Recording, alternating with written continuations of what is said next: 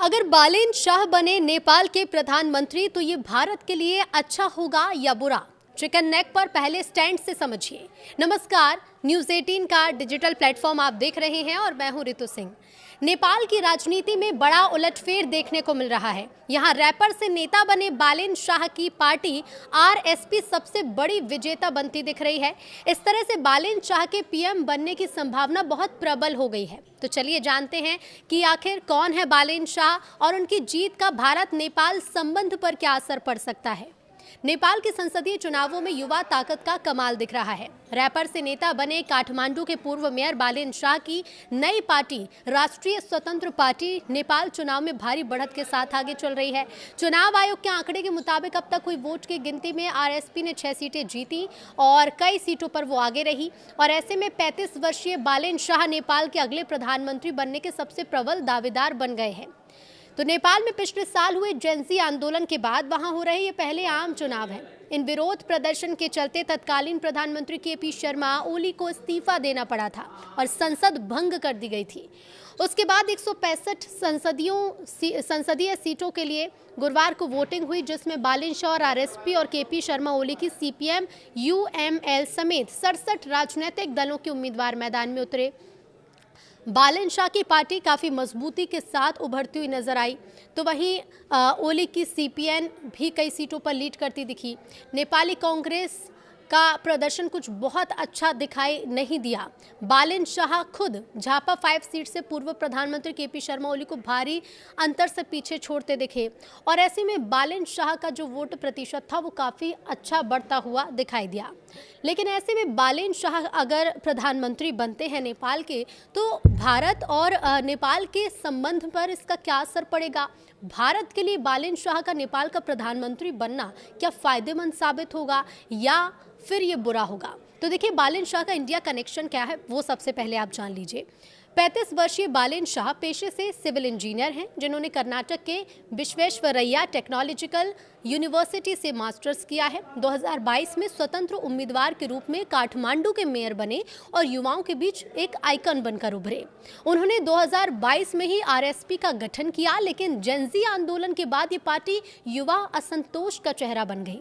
Party का focus anti corruption, infrastructure development और balanced foreign policy पर है। तो भारत के लिए इसका क्या मतलब है? तो बालेन शाह के कुछ पुराने बयानों ने भारत को चिंता में डाला था। 2023 में उन्होंने बॉलीवुड फिल्म में सीता को भारत की बेटी कहने पर भारतीय फिल्मों पर बैन की मांग की थी, क्योंकि नेपाली परंपरा में सीता का जन्म नेपाल या नेपाल बिहार बॉर्डर पर माना जाता है। उसी साल उन्होंने अपने ऑफिस में ग्रेटर नेपाल का एक मैप लगाया था, जिसमें कुछ भारतीय क्षेत्र शामिल थे और इसे भारत की संसद में अखंड भारत म्यूरल का जवाब बताया। चीन से दूरी का संकेत भी है। साल 2025 में एक पोस्ट में भारत, अमेरिका और चीन के खिलाफ गाली गलौच वाली भाषा इस्तेमाल की, जिसे बाद में डिलीट कर दिया गया। लेकिन हाल ही के महीनों में उनके रुख में कुछ बदलाव दिखा है। आरएसपी के मैनिफेस्टो से चीन की बीआरआर से जुड़े दमक इंडस्ट्रियल पार्क प्रोजेक्ट को हटा दिया गया, जो ओली के गढ़ झापा 5 में था। ये भारत के लिए राहत की बात है, खास तौर पर सिलीगुड़ी कॉरिडोर की सुरक्षा के लिहाज से। आरएसपी बैलेंस्ड विदेश नीति पर जोर दे रही है। अब भारत नेपाल संबंधों पर क्या असर पड़ सकता है? तो देखिए, आरएसपी के घोषणा पत्र में संतुलित विदेश नीति की बात कही गई है। माना यह जा रहा है कि अगर बालेन शाह सत्ता में आते हैं तो वो आर्थिक सहयोग, बुनियादी ढांचा विकास और भ्रष्टाचार विरोधी सुधारों पर जोर दे सकते हैं। हालांकि एक्सपर्ट्स ये मानते हैं कि शासन का सीमित अनुभव होने के कारण उनकी विदेश नीति कभी कभी अप्रत्याशित भी हो सकती है। बालेन शाह के बारे में और डिटेल में आपको बताते हैं। तो देखिए, बालेन शाह का जन्म 27 अप्रैल 1990 को हुआ। वो पहले नेपाल के अंडरग्राउंड हिप हॉप सीन के बड़े नाम थे। 2013 में उन्होंने रॉ बर्ड्स नाम से एक रैप बैटल प्लेटफॉर्म शुरू किया और अपने गानों में उन्होंने भ्रष्टाचार, असमानता जैसे मुद्दों पर काफ़ी तीखी बातें की। बालेन शाह ने 2022 में निर्दलीय उम्मीदवार के रूप में काठमांडू मेयर चुनाव जीता और 61,000 प्लस वोट से बड़ी पार्टियों को भी हराया। उन्होंने कचरा प्रबंधन, सड़क सुधार और भ्रष्टाचार विरोधी कदम से काफी सुर्खियां बटोरी हैं। बालिन ने कर्नाटक के विश्वेश्वरैया टेक्नोलॉजिकल यूनिवर्सिटी यानी VTU से स्ट्रक्चरल इंजीनियरिंग में मास्टर्स किया है। वो सिविल इंजीनियर हैं और 2015 के भूकंप में रेस्क्यू रिलीफ वर्क में भी काफी सक्रिय थे, जिससे उनकी सोशल वर्कर इमेज भी बनी है। अब 2026 के आम चुनाव में उन्होंने राष्ट्रीय स्वतंत्र पार्टी यानी कि RSP को ज्वाइन किया। प्रधानमंत्री पद के प्रमुख उम्मीदवार बने। जेनजी विरोध प्रदर्शन के बाद वो युवाओं का चेहरा बन गए। कुल मिलाकर बालेन शाह की जीत नेपाल में पुरानी राजनीतिक व्यवस्था के खिलाफ युवा विद्रोह का एक प्रतीक है। अगर नेपाल के आम चुनाव में RSP बहुमत हासिल करती है तो 35 साल के बालेन नेपाल के सबसे युवा प्रधानमंत्री बन सकते हैं। और इसके साथ ही आपको ये भी बता दें कि नेपाल में अब बदलाव की लहर है। नेपाल में राजनीतिक अस्थिरता का एक लंबा इतिहास रहा है। 1990 से इसकी शुरुआत करें तो देखिए 1990 में लोकतंत्र की बहाली के बाद से नेपाल में राजनीतिक अस्थिरता लगातार बनी हुई है। पिछले 3 दशकों में देश में 32 बार सरकार बदल चुकी है। 32 बार 3 दशकों में। इस अस्थिरता का असर देश की अर्थव्यवस्था पर भी काफ़ी पड़ा है। नेपाल की अर्थव्यवस्था अभी भी मुख्य रूप से कृषि पर ही आधारित है और रोजगार के अवसर काफी सीमित है और इस कारण से लाखों नेपाली नागरिक विदेशों में काम करने को मजबूर हैं। बालेन शाह चीन के लिए अच्छी खबर क्यों नहीं है, ये भी आपको बता देते हैं। तो देखिए, दरअसल KP शर्मा ओली के कार्यकाल में नेपाल और चीन के संबंध काफी मजबूत हुए थे, जबकि बालेन शाह चीन के बढ़ते प्रभाव को लेकर कई बार सवाल भी उठाते रहे हैं। हालांकि बालेन शाह ने खुद को खुलकर चीन विरोधी नेता के तौर पर पेश कभी नहीं किया, लेकिन उन्होंने बेल्ट एंड रोड इनिशिएटिव यानी BRI समेत कई परियोजनाओं पर सतर्क रुख अपनाने की बात कही।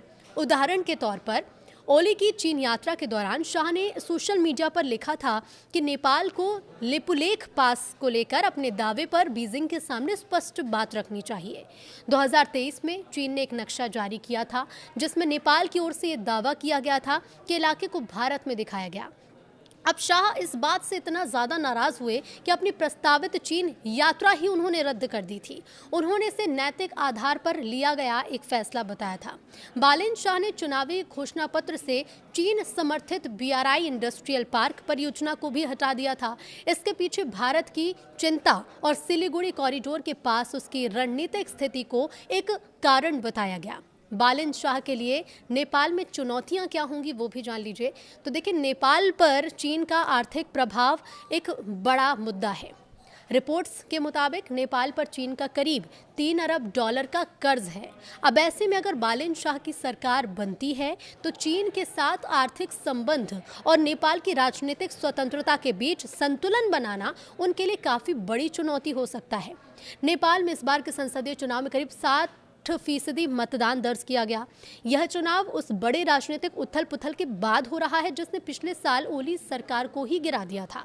अब ऐसे में आप अंदाजा लगाइए कि जब 3 दशक में 32 बार यहाँ पर सरकार बदल चुकी है, कई बार यहाँ पर अस्थिरता देखने को मिली है। खासतौर पर नेपाल में अर्थव्यवस्था को लेकर हमेशा देखिए कृषि आधारित देश रहा है और ऐसे में अगर बालेन शाह यहाँ के प्रधानमंत्री बनते हैं तो ऐसे में चीन को लेकर, भारत को लेकर कई तरह की चिंताएं और कई तरह की चुनौतियां भी बालेन शाह के सामने हैं। अब पिछले साल क्योंकि ओली सरकार को यहाँ पर गिरा दिया गया, काफ़ी राजनीतिक उथल पुथल देखने को मिली है। इस बार जो मतदान का प्रतिशत है वो करीब 60% रहा है। प्रतिशत ठीक ठाक रहा, लेकिन ऐसे में संतुलन किस तरह से बनाया जाएगा इस पर सबकी नज़रें होंगी, क्योंकि अगर सरकार बालेन शाह की बनती है तो चीन के साथ आर्थिक संबंध, क्योंकि चीन से पहले ही कर्ज में नेपाल डूबा हुआ है, अब ऐसे में चीन के साथ आर्थिक संबंधों को और बेहतर करना है। अब नेपाल की जो राजनीतिक स्वतंत्रता है उसके बीच कैसे संतुलन बनाया जाएगा। लगातार अस्थिरता, राजनीतिक अस्थिरताएं देखी गई हैं इस देश में। अब ऐसे में नेपाल में इस बार अगर बालेन शाह सरकार बनाते तो उसके बाद से कितनी स्थिरता आएगी, इस पर सबकी नजरें होंगी।